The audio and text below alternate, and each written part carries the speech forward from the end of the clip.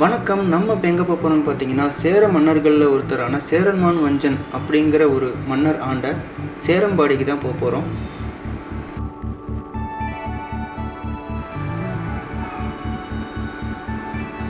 So இந்த இடம் நீலகிரி மாவட்டம் கூடலூர் டு கேலிக்கட் ரோட்டில் பந்தலூருக்கு அடுத்து எலியாஸ் கடைங்கிற ஒரு ஸ்டாப்லேருந்து கொஞ்சம் தள்ளி இருக்கிறது தான் இந்த எஸ்டேட்.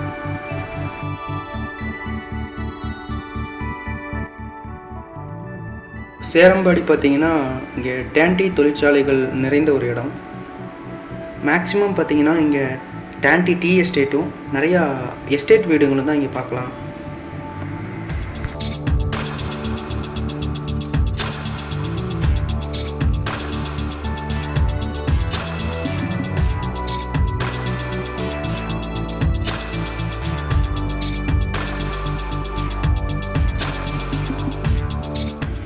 இந்த டீ எஸ்டேட்டுக்கு பக்கத்துலேயே காடுகள் இருக்கிறனால இங்கே அடிக்கடி யானைகள்லாம் அடிக்கடி வரும். இப்போ நம்ம போகிற ரோடும் பார்த்திங்கன்னா ஈவினிங் இங்கே 7 மணிக்கு மேலெலாம் யாரும் அவ்வளோவா நடக்க மாட்டாங்க, ஏன்னா இங்கே நிறைய யானைலாம் வரும். இது பார்த்திங்கன்னா பழைய டீ ஃபேக்ட்ரி, இப்போ ஹாஸ்பிட்டலாக ரன் பண்ணிகிட்ருக்காங்க. இந்த வீடியோவை ஸ்கிப் பண்ணாமல் பாருங்கள், கண்டிப்பாக ரொம்ப பிடிக்கும் உங்களுக்கு. இது ஒரு இயற்கை சூழ்ந்த மறைந்திருக்கும் ஒரு டேண்டி எஸ்டேட்டு தான் இது.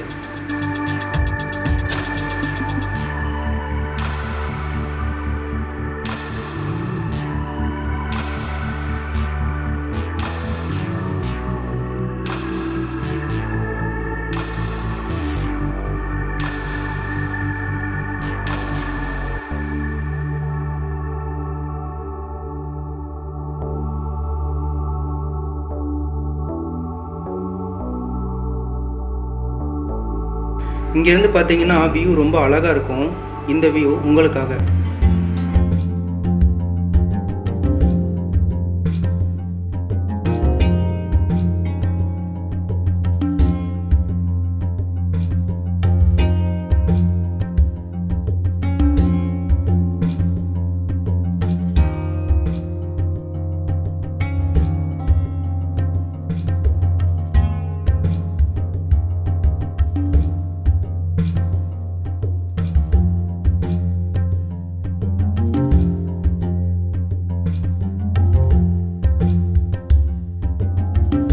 இந்த மண் சரிவு பார்த்திங்கன்னா யானையெல்லாம் இறங்கி வந்தது. மேலே மலை இருக்கு இல்லையா, அந்த மலையிலேருந்து கீழே யானை ரோட்டுக்கு இறங்கி வர்றது தான் இந்த மண் சரிவு.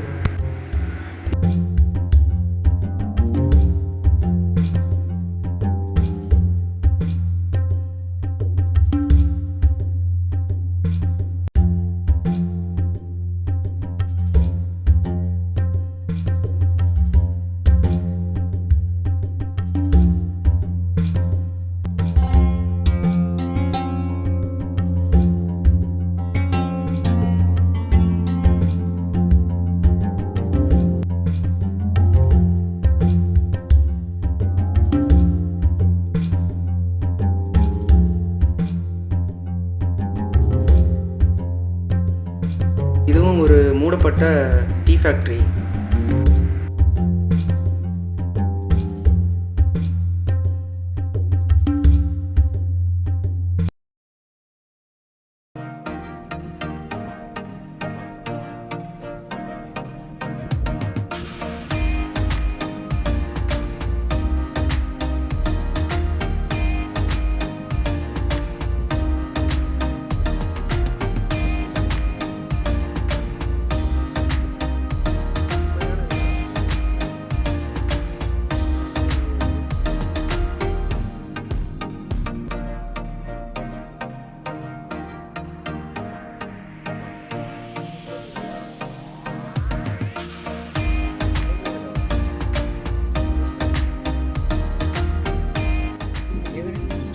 கீழே ஒரு தெரியுதுல்ல வீடு, அங்கே தான் போகிறோம்.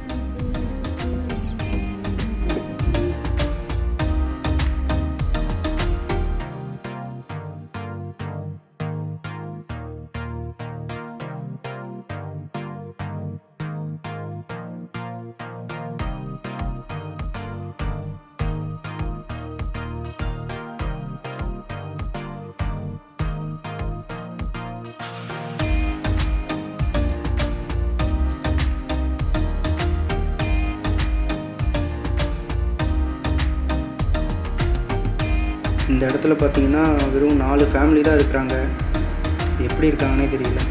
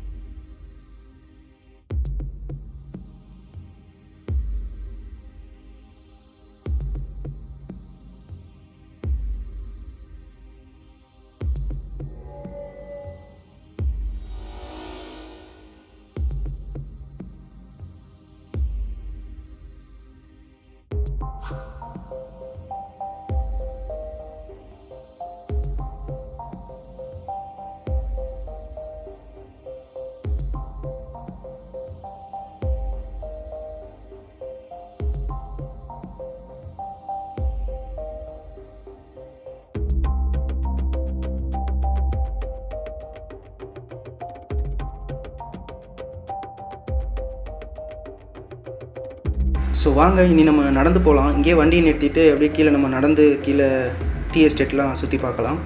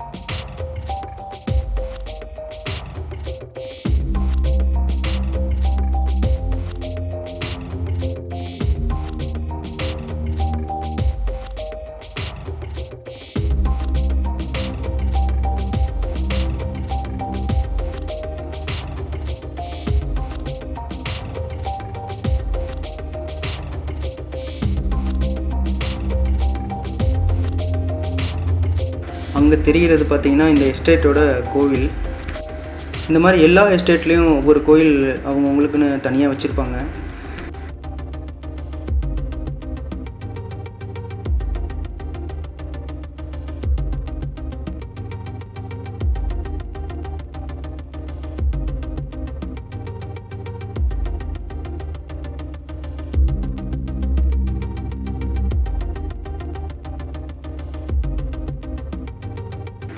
எஸ்டேட்லாம் பார்த்தீங்கன்னா அங்கே 2 மலைகள் கீழே பார்த்தீங்கன்னா அந்த ஊற்று வந்து நிறையா இருக்கும். ஸோ அதனால் அந்த ஊற்று தண்ணியை தேக்கி வைக்கிறதுக்காக சின்ன குளம் மாதிரி வெட்டி வச்சுருப்பாங்க. இங்கே பார்த்தீங்கன்னா உங்களுக்கு தெரியும் அது. ஸோ ஒரு சில இடத்துல பார்த்தீங்கன்னா தண்ணி தேக்கி வைக்கிறதுக்கு யூஸ் பண்ணுவாங்க. அது போக யானைகளுக்காகவும் வெட்டி வச்சுருப்பாங்க. ஸோ இங்கே நீங்கள் பார்க்குற இடத்துல பார்த்தீங்கன்னா யானைகள் வந்து அடிக்கடி நிற்கிற இடம் தான் இது.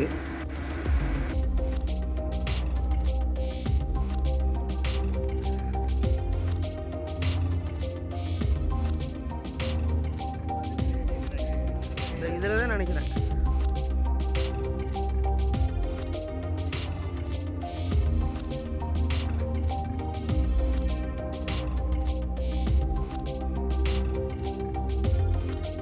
அங்கே தெரிகிற அந்த வீடுகள்லாம் பார்த்தீங்கன்னா லைன்ஸ்னு இங்கே சொல்லுவாங்க.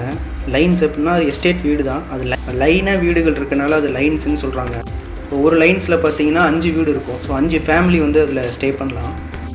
ஸோ இந்த எஸ்டேட்லாம் பார்த்தீங்கன்னா லைன்ஸோட எண்ணிக்கையை மென்ஷன் பண்ணியும் அந்த இடத்தோட பேரை சொல்லுவாங்க. 1வது லைன்ஸு 2வது லைன்ஸுன்னு. அப்படி இல்லைன்னா சரகம் 1 2 3 அப்படி சொல்லுவாங்க. இன்னொரு இது என்னென்னா ரேஞ்சுன்னு சொல்லுவாங்க. 1வது ரேஞ்சு 2வது ரேஞ்சு 3வது ரேஞ்சு அப்படின்னு இந்த எஸ்டேட்டை வந்து ஒவ்வொரு எஸ்டேட்டையும் தனித்தனியாக மென்ஷன் பண்ணுவாங்க. இந்த லைன்ஸை நம்பர் 1 நம்பர் 4 நம்பர் 5 அப்படியும் மென்ஷன் பண்ணுவாங்க. ஸோ இந்த லைன்ஸில் பார்த்தீங்கன்னா மொத்தம் 5 வீடு இருக்கும் ஒரு லைன்ஸில். ஸோ இந்த மாதிரி பார்த்தீங்கன்னா இங்கே நிறைய லைன்ஸ் இருக்குது. ஸோ இந்த 5 வீடுனா 5 ஃபேமிலி வந்து இதில் ஸ்டே பண்ணலாம். இது பார்த்தீங்கன்னா ரெண்டெல்லாம் இல்லை. ஆனால் இந்த ஒவ்வொரு வீட்லேயும் இருக்கிறவங்க கண்டிப்பாக அந்த டீ எஸ்டேட்டில் வந்து பார்த்திங்கன்னா வேலை செய்யணும். ஸோ அந்த டீ எஸ்டேட்டில் வேலை செஞ்சால் அந்த வீடை வந்து நம்ம யூஸ் பண்ணிக்கலாம். அந்த டீ எஸ்டேட்டில் வேலை செஞ்சு ரிட்டையர்மெண்ட் ஆகிற வரைக்கும் டீ எஸ்டேட் வீட்டில் நம்ம ஸ்டே பண்ணிக்கலாம். ஸோ இவங்க பார்த்தீங்கன்னா எஸ்டேட்டில் வேலை செய்கிறவங்களுக்கு டீ எடுத்துகிட்டு போயிட்டுருக்குறாங்க.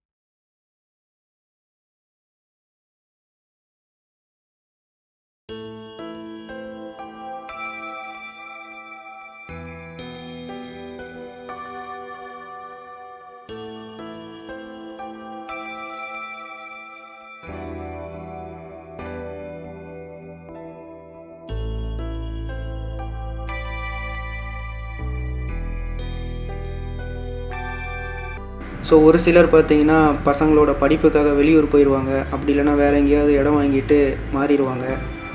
ஸோ இதனால் இங்கே நிறைய லைன்ஸ்லாம் பார்த்தீங்கன்னா காலியாக இருக்குது. இந்த பாலடைஞ்ச லைன்ஸு, இந்த மூடப்பட்ட லைன்ஸ் ஒவ்வொரு லைன்ஸும் 2 வருஷம் 5 வருஷம் 6 வருஷம் இதுக்கு முன்னாடி இங்கெல்லாம் பார்த்தீங்கன்னா மக்கள் இருந்திருப்பாங்க. ஸோ அவங்கெல்லாம் இடம்பெயர்ந்தனால இந்த லைன்ஸ்லாம் அப்படியே விட்டுட்டாங்க. ஸோ அப்படியே விட்டனால எல்லாமே பார்த்திங்கன்னா நிறையா மரம் செடியெல்லாம் வளர்ந்து காடு மாதிரி தெரியுது. சிட்டியில் வாழ்கிறதும் இந்த மாதிரி இடங்களில் வாழ்கிறதும் ஃபுல்லாகவுமே அப்சைட் டவுனாக இருக்குது. என்னென்னு பார்த்தீங்கன்னா ஒரு ஹாஸ்பிட்டல், கடை, ஸ்கூலுக்கு போகணுன்னா கூட இங்கேருந்து ஒரு 10 கிலோமீட்டர்ஸ் பக்கம் நம்ம பயணம் பண்ண வேண்டியது இருக்குது. ஸ்டேட் வீடுகள்லாம் காலியாக இருக்கிறதுக்கு இதுவும் ஒரு முக்கிய காரணமாக இருக்குது. இப்போ நடந்து போகிற இந்த வாசல்லையும் பார்த்தீங்கன்னா யானைலாம் வரும். ஸோ இங்கே பார்த்தீங்கன்னா தெரியும் உங்களுக்கு.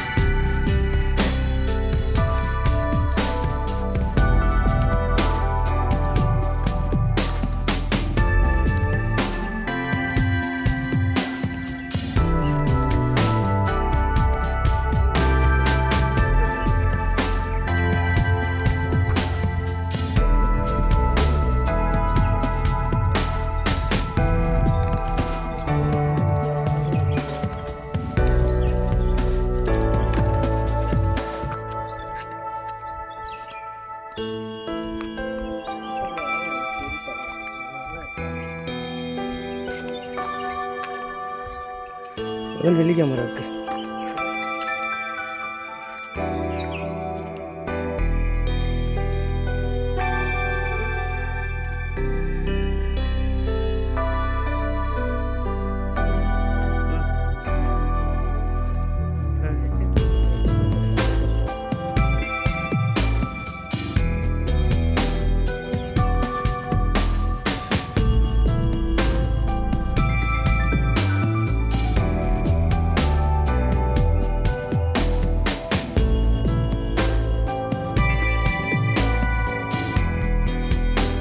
மரத்தில் பார்த்தீங்கன்னா நிறைய காய்கள் இருக்கு இல்லைங்களா, இது பெரிய ஆரஞ்சு மாதிரி இருக்கும். இது பார்த்திங்கன்னா இங்கிலீஷில் போமலோம்பாங்க, தமிழில் பம்ப்ளி மோஸ்ன்னு எங்கள் ஊரில் சொல்லுவோம். ஸோ இதை பற்றின செப்பரேட் ஃபுல் வீடியோ வந்து நான் என்னோடய டிஸ்கிரிப்ஷனில் நான் கொடுத்துருக்கேன், கண்டிப்பாக போய் பாருங்கள்.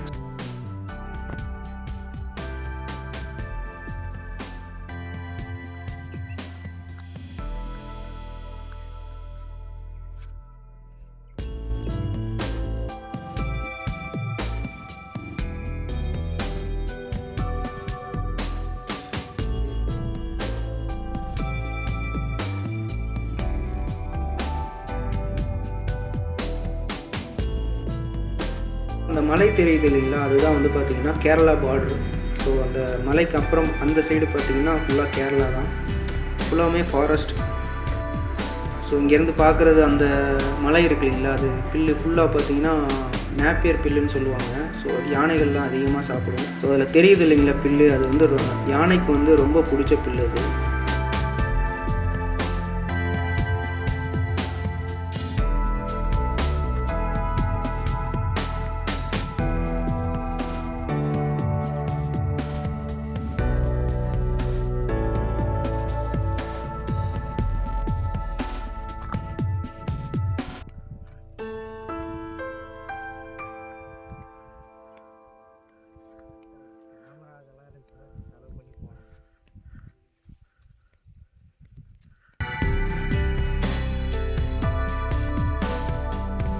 இந்த இடத்துல எல்லாம் நம்ம நடக்கும்போது ஆபத்தாக இருக்கேன்னு சொல்லி நம்ம யோசித்து பார்ப்போம். ஆனால் இங்கே உள்ளவங்களுக்கெல்லாம் பார்த்திங்கன்னா அது பழகிடுச்சு.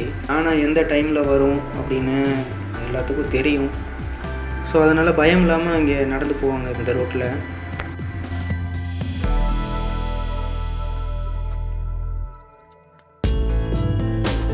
ஸோ இங்கே பார்த்தீங்கன்னா ஒருத்தர் தனியாக சிலிண்டர் தூக்கிட்டு போயிட்டுருக்காரு.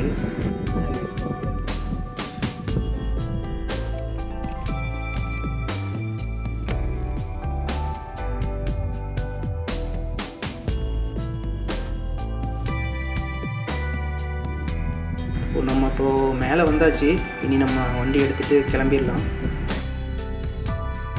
ஸோ இந்த இடிஞ்சிருக்கு இல்லைங்களா, இந்த இடத்துல பார்த்தீங்கன்னா ஒரு ஜீப் வந்து கீழே நைட்டு தடுமாறி கீழே விழுந்துட்டதாக சொல்கிறாங்க. நிறைய பேர் கால் அடிபட்டு நிறைய இறந்துட்டதாகவும் கேள்விப்பட்டோம். ஸோ நைட்லாம் வண்டி வரும்போது இந்த ரோட்டில் கொஞ்சம் பார்த்து தான் வரணும்.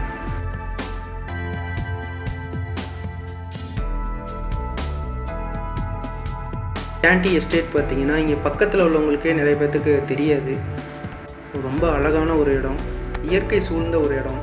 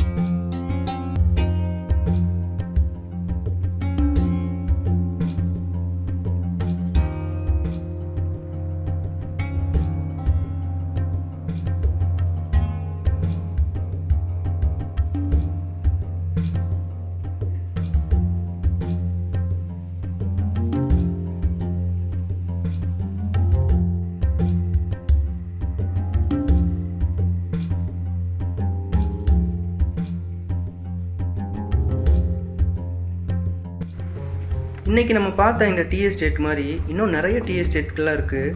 ஸோ கண்டிப்பாக இதை அடுத்த வீடியோவில் பார்க்கலாம். இந்த பயணம் என்னோட சேர்த்து உங்களுக்கும் ரொம்ப பிடிச்சிருக்கும்னு நினைக்கிறேன். ஸோ கண்டிப்பாக சப்ஸ்கிரைப் பண்ணுங்கள், லைக் பண்ணுங்கள், கமெண்ட் பண்ணுங்கள். மீண்டும் இன்ட்ரெஸ்டிங்கான ஒரு அடுத்த லொக்கேஷனில் கண்டிப்பாக சந்திப்போம்.